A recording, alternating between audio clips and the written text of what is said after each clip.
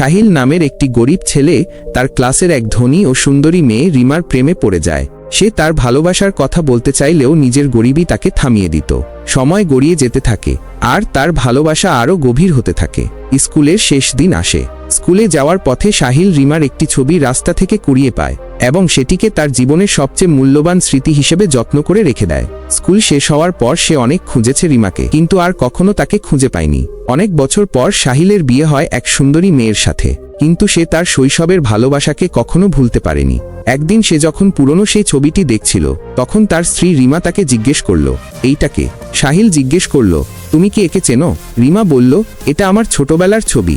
আমি একটা ছেলেকে ভালোবাসতাম আর এই ছবিটা তাকে দিতে যাচ্ছিলাম, কিন্তু রাস্তায় হারিয়ে যায়। তখন সাহিল কাঁদতে কাঁদতে নিজের একটি পুরনো ছবি দেখিয়ে জিজ্ঞেস করল, এই কি সেই ছেলে? রিমা বিস্ময়ে বলল, হ্যাঁ। দুজনে খুশিতে কেঁদে ফেলল। শেষ পর্যন্ত তাদের সত্যিকারের ভালোবাসা আবার এক হয়ে গেল, প্রমাণ করল যে সত্যিকারের ভালোবাসা সবসময় তার পথ খুঁজে নেয়।